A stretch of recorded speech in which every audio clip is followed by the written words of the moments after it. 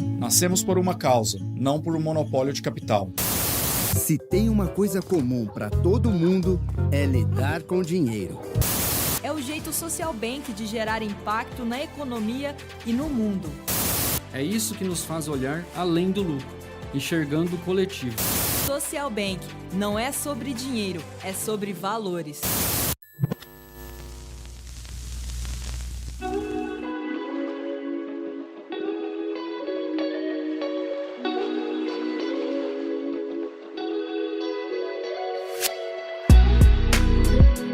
Olá, pessoas! Sejam muito bem-vindos e bem-vindas a mais um episódio do Dinheiro Não é Capim.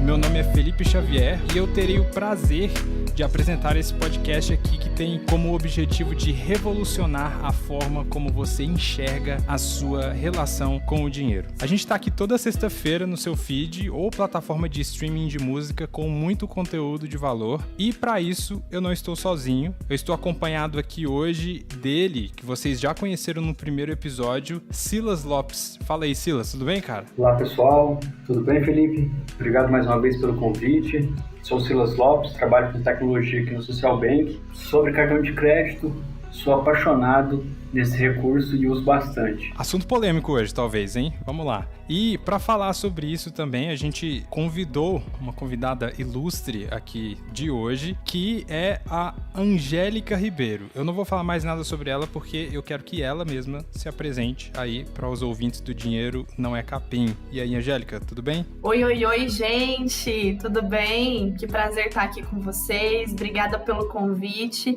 Então, ao contrário do Silas, eu acho que eu passei um período de tempo aí odiando o cartão de crédito, até que a gente fez as pazes e hoje tá tudo resolvido. Eu trabalho aqui no Social Bank, na área de relacionamento a empresas e tô muito animada hoje pro nosso bate-papo. Eu também me enquadro aí em algum desses dois, mas a gente vai descobrir aí ao longo do episódio. E vamos lá, sem mais delongas, vamos embora pro episódio.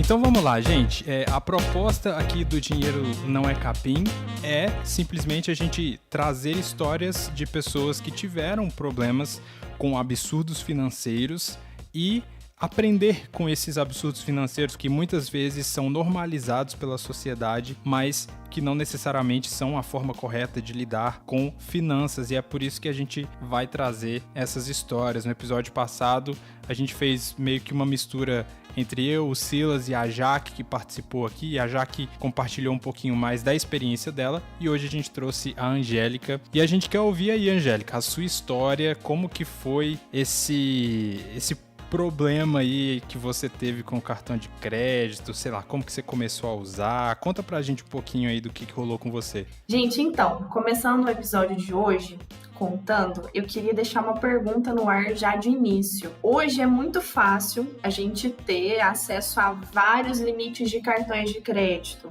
Então, o que essa possibilidade de falsa sensação de ter muito dinheiro nas mãos pode trazer pra gente?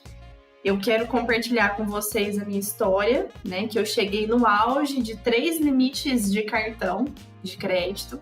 Eu endividei, né? E não consegui, cheguei ao ponto de não conseguir pagar todas as faturas ou nem o mínimo delas, porque chegou num ponto que simplesmente eram as despesas essenciais e os limites do cartão. Então, essa falsa sensação de ter muito dinheiro, né? Na praça, como se diz, faz com que a gente se endivide, né, aí diariamente. Eu tive ao longo aí de mais ou menos 3 anos, por isso que eu falo, quem conversa comigo às vezes sabe que A dívida, ela é ao longo do tempo, né? Então, é um processo gradativo. Esse descontrole financeiro, ele vai produzindo efeitos cumulativos no tempo. Então, tem gente que se endivida de uma forma grotesca em um mês e tem gente que demora mais de um ano, né? Agora a gente tem esse formato mais comum na pandemia, mas eu procurei ter um filtro, né? Quando eu realmente falei, opa, preciso mudar esse estágio, preciso encontrar uma solução e preciso pagar as contas. Então, eu tive mais ou menos aí um período de 1 ano a 1 ano e meio, não chegou a 2 anos de dívidas. Meu score, né, nessa época, ele caiu muito.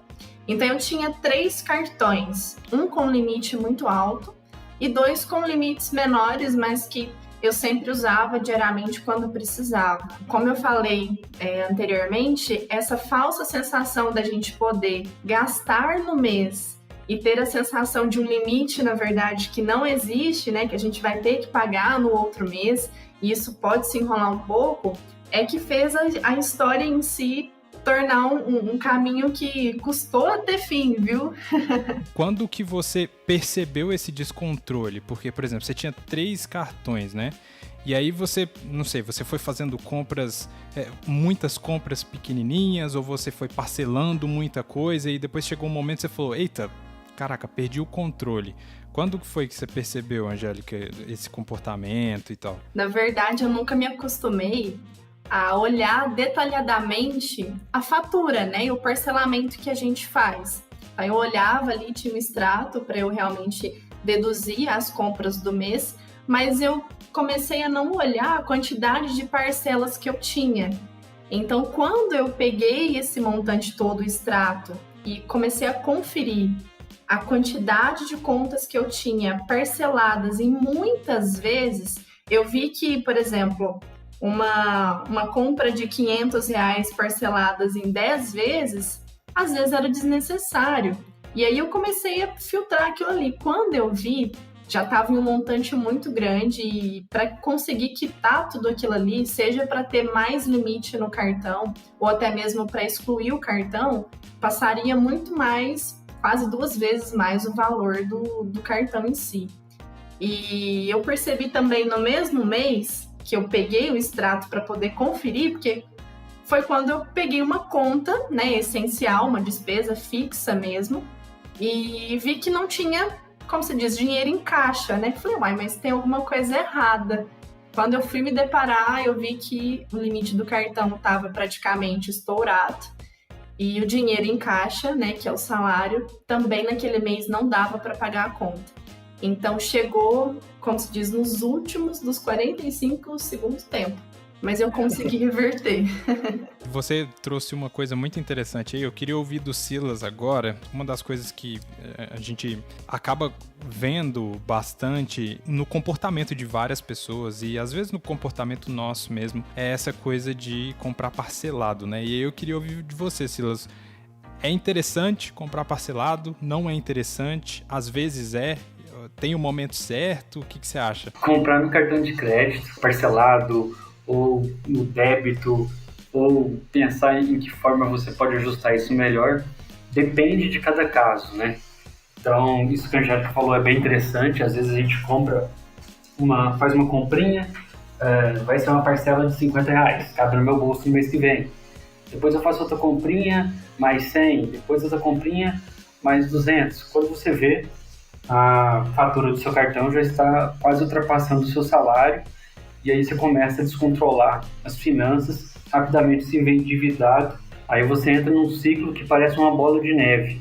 Esse mês você não consegue pagar a fatura em sua totalidade, paga parcial, no mês seguinte você tem que pagar a fatura original, mais o valor remanescente da fatura anterior, mais um pouquinho de juros. E aí você novamente não vai conseguir pagar e vai jogar para o mês seguinte.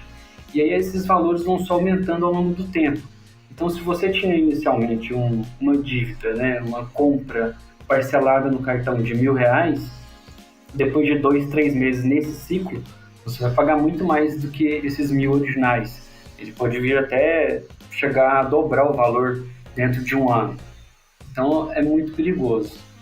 Sobre a sua pergunta, Tudo depende do valor da compra, depende do valor que você quer pagar de fatura no mês seguinte, depende do quanto você pode pagar de fatura no mês seguinte para você escolher a melhor forma de pagamento. Às vezes, para quem está iniciando no uso do cartão de crédito, a melhor opção é ou usar a função débito ou então comprar numa única parcela, porque você consegue ver exatamente qual o valor que você vai ter que pagar no mês seguinte. Agora, se você não tem os devidos controles do quanto você usa, do quanto você gasta, dividir em várias parcelas vai acabar te atrapalhando e muito. Então isso pode causar mais problemas do que trazer soluções para a sua vida financeira.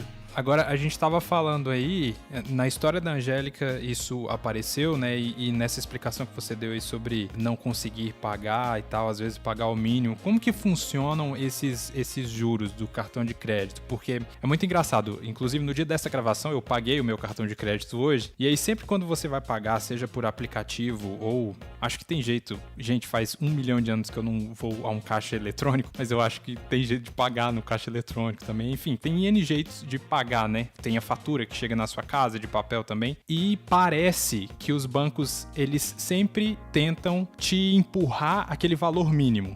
Então vamos supor lá que a sua fatura veio R$1.000 e eles falam, não, mas o valor mínimo é R$200, né? Por que o banco te mostra aquilo ali? Fica parecendo tipo assim, ele não tem interesse de receber o valor inteiro? Esse tipo de situação é onde gera maior recurso financeiro para a maioria dos bancos, pois ele acaba te induzindo a pagar somente parte do valor da parcela, jogando esse restante para o mês seguinte, o que vai acabar acumulando juros, e é onde o banco começa a ganhar mais dinheiro ainda. E esses juros são o maior possível do mercado. Você pega empréstimo, você faz financiamento, você tem vários recursos que cobram juros, mas não são tão altos quanto o juro do cartão de crédito. O cartão de crédito acumula aí, em alguns casos, mais de 100% de taxa no final de um ano, o que leva uma dívida aí de R$1.000 virar R$2.000 facilmente. E é literalmente facilmente, né? É muito, muito fácil esses juros virarem um montante grande, né?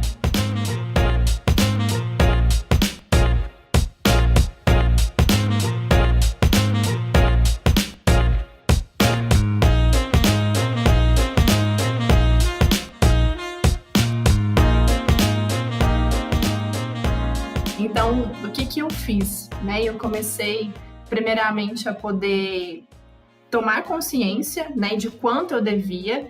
Então, eu listei, né, porque chegou um momento que eu não conseguia pagar as dívidas essenciais. E depois disso, eu fui atrás dos credores. Boa parte das empresas, eu tentei primeiramente estudar um pouquinho sobre a relação de juros, né? Então, quanto maior as parcelas, maior o acréscimo de juros. Então, eu tentei, né, negociar o máximo do que eu pude, e é claro que aí vai da realidade de cada um, porque é claro que a gente vai querer que negocie todas as dívidas de uma vez só. Só que hoje eu acho vantajoso, né, na minha opinião, a gente não comprometer mais do que 30% do nosso salário, porque aí acaba que você não consegue dar o devido direcionamento e compromete mais do que o seu próprio salário. E aí vai ter que recorrer, às vezes, a um novo empréstimo. Então, eu já deixo de início uma dica que eu faço hoje em dia, que se tornou frequente na minha vida: não faça empréstimos para pagar empréstimos. E o primeiro passo é definir o quanto do salário que você vai poder retirar para poder pagar essas dívidas. Então, eu nomeei elas da maior dívida e que tinha o maior tempo de atraso, porque já tinha juros muito altos, e eu consegui negociar ela com mais de 40% de desconto. Então, essa já foi a primeira vitória. Lembrando que esse período aí de tempo demorou mais de umas 2 semanas, viu? Porque eu ligava insistentemente na credora para conseguir ter diversas oportunidades. Então, eu nunca fechei de primeira. Então, eu sempre ligava, via, revisava o meu orçamento em casa e depois falava que entraria em contato para poder rever uma proposta melhor. Até que eu consegui fechar em 40% de desconto. Nos outros 2 cartões, que eram bem menores, mas que tinham dívidas todo mês também, eles eram mais rotativos, então não era uma dívida tão grande parada que eu tinha, mas eu consegui negociar eles em cerca de 3 a 4 meses para frente, mas com juros menores. Então, dependeu muito do estado em si, do mês, que foi antes da pandemia. Então, acabava que, acredito eu, que todo mundo queria negociar a maior quantidade, né, para não ter que vender muitas das vezes o contrato para aquelas terceirizadas que recuperam boa parte do valor. Mas nisso, eu consegui ter uma boa negociação. E demorei muito tempo depois para ter um limite de um cartão bom. E nisso eu já aproveitei e cancelei. Então, hoje eu tenho somente um cartão de crédito e o nosso cartão Social Bank, né, que é utilizado na função crédito, porém debitado à vista. Então, eu uso somente um cartão e tenho somente uma conta. Eu preferi fazer dessa forma para me organizar. Sei que muitas das vezes é difícil, né? Para muita gente ter esse domínio financeiro, porque precisa de muito mais, às vezes, durante os meses, mas eu consegui reduzir para somente um cartão. Hoje eu me desafogo mais, acredito que tenho uma liberdade financeira muito melhor.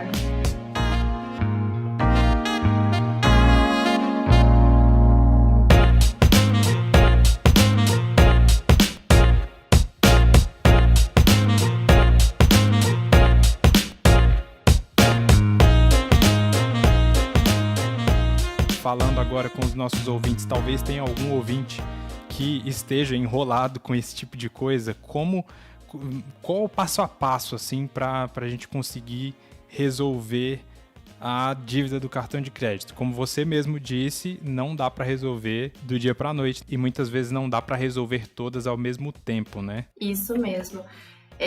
Como eu frisei e volto, né, a poder falar para todos entenderem de uma forma mais fácil, o endividamento costuma ser um processo gradativo, né? Então, entenda, né, o processo dessa dívida, o que levou você a endividar e se pergunte, né? Eu me fiz essa pergunta: são dívidas urgentes? São dívidas que, por exemplo, é algum plano de saúde, é alguma dívida que eu não posso esperar de um compromisso que tem que ser pago esse mês? Ou são dívidas aleatórias, compras eventuais, né, que não são recorrentes, que eu estou colocando no cartão? Então, eu me fiz essa pergunta.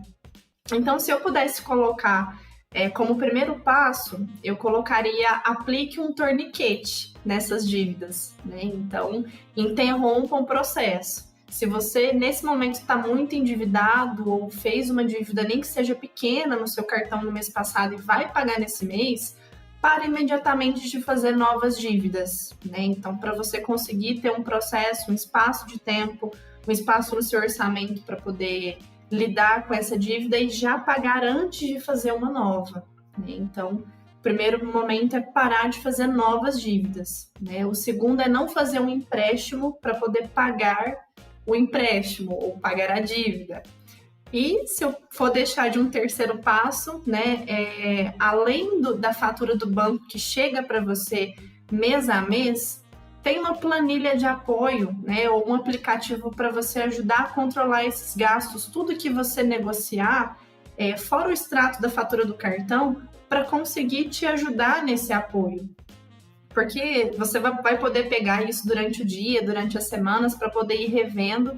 E sempre liga, né, nas credoras, tenta mais de uma negociação. Nunca feche uma negociação no mesmo dia que você ligar, porque é importante você revisar o seu orçamento. Então, é importante você, primeiramente, aplicar um torniquete, então, imediatamente parar essas dívidas. Depois você tenha consciência de quanto você vai poder lidar, né? Ou seja, vou poder tirar 30%, 40% do salário, porque eu também tenho que pagar as dívidas essenciais, né? E aí, em seguida, né, coloque tudo na ponta do lápis, realmente, de como você negociou e revisa o seu orçamento. E Acredito que não o menos importante, mas um dos principais passos que eu tenho hoje é deixar de concentrar essa utilidade toda no cartão de crédito, né? De compras, deixo somente compras realmente muito urgentes e não compras recorrentes. Então, acredito que isso te administra muito bem e você sabe, nisso você vai conseguir lidar melhor com o salário montante que você tem no mês. É mais ou menos assim, gasta o que tem e o que precisar muito urgentemente, utiliza o cartão, mas sempre pensando em poucas parcelas para conseguir eliminar mais rápido a dívida. Eu queria trazer só um último assunto pra gente fechar o episódio, que a Angélica falou, né, que chegou um momento que ela demorou pra voltar a ter um cartão de crédito com um limite mais alto e tal. E aí, eu tive essa experiência já de me enrolar com cartão de crédito e depois, quando eu me recuperei, eu cancelei os meus cartões de crédito e aí eu só voltei a ter cartão de crédito depois de um tempo, porque é como se fosse um processo de reabilitação, né? Nossa, agora eu tenho de novo essa sensação, como a gente falou, essa sensação de que eu tenho essa grana, mas eu não tenho, né? Então, vocês diriam que a pessoa precisa de um tempo para voltar a ter cartão de crédito, ou assim que ela quitar as dívidas, ela pode voltar, só que com, sei lá, com outro posicionamento, com uma outra mentalidade? O que vocês acham? Bem, para algumas pessoas a solução é realmente não utilizar cartão de crédito por um bom tempo. Talvez nunca mais, para alguns casos. Mas para quem quer aprender um pouquinho, quem quer ter um controle maior das finanças, pode sim voltar a usar o cartão e de forma gradativa. Compre somente aquilo que cabe dentro do orçamento, como a Angélica disse, né? Separa uma fatia de orçamento que vai ser utilizado para compras no cartão de crédito e tenta utilizar isso de uma forma mais sábia. O importante é você saber onde você está gastando seu dinheiro. Se você está consumindo à vista no dinheiro mesmo, ou se você está usando cartões ou outras formas de pagamento, o importante é você saber a forma com que você está lidando com esse dinheiro.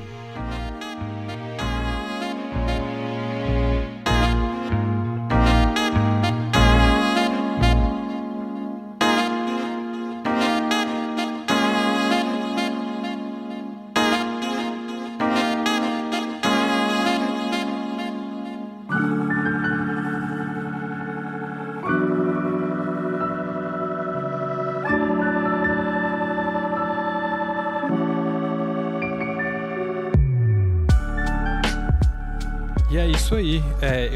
Eu quero só deixar um gancho aqui, porque conversando com o Silas já me contou que ele organiza a vida dele inteira com cartão de crédito. Então eu quero fazer um episódio, Silas, só pra gente falar nesse passo a passo de como você consegue organizar a sua vida inteira controlando no cartão de crédito, com um gasto consciente e um bom controle. Só que não vou entregar nesse episódio, é lógico. Eu vou deixar esse mistério no ar, que a gente volta em um episódio futuro aí pra gente falar melhor disso.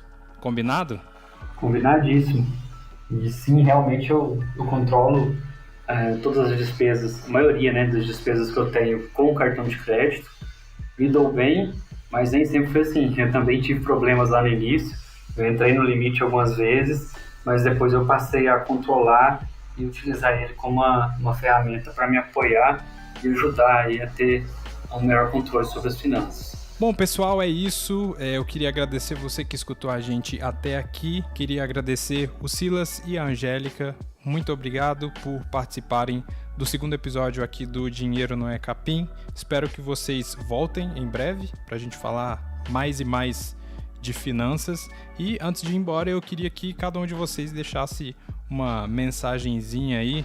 Angélica, deixa uma mensagem final aí para os nossos ouvintes sobre um uso consciente do cartão de crédito, enfim, nem que seja uma mensagem para, cara, não desista e você vai conseguir controlar suas dívidas.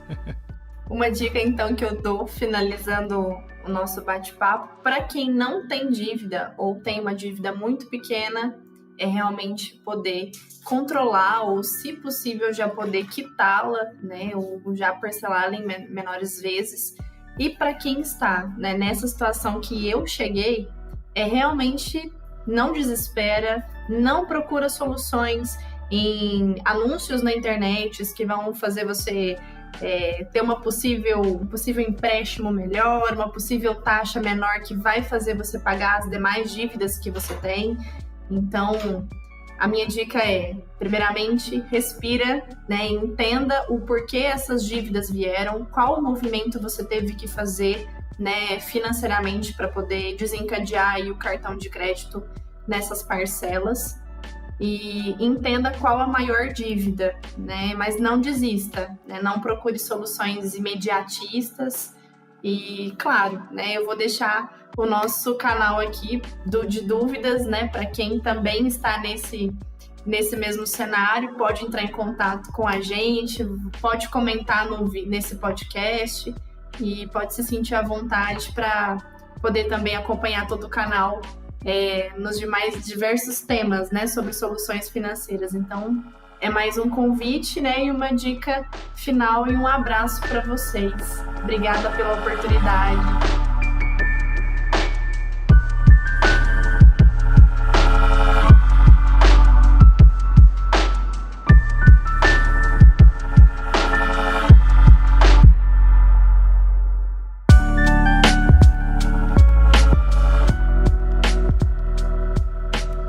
Você sabe que você consegue controlar os seus gastos com cartão de crédito, separa uma fatia do seu dinheiro para usar no pagamento de contas através do cartão de crédito.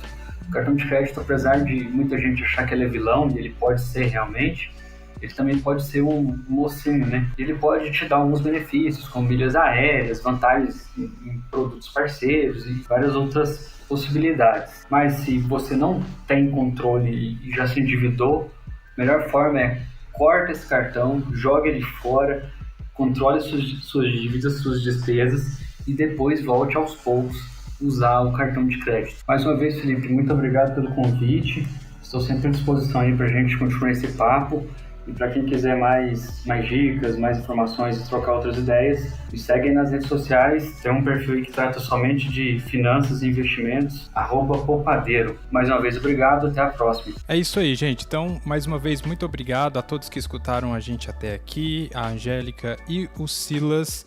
E lembrando que esse podcast está disponível em todos os agregadores de podcast, nos streamings e plataformas de música e também no YouTube. Se você quiser falar com a gente, é só procurar Social Bank em todas as suas redes sociais e falar com a gente, deixar a sua ideia de tema para a gente discutir aqui, tirar a sua dúvida para que a gente possa fazer cada vez mais conteúdo de valor para você.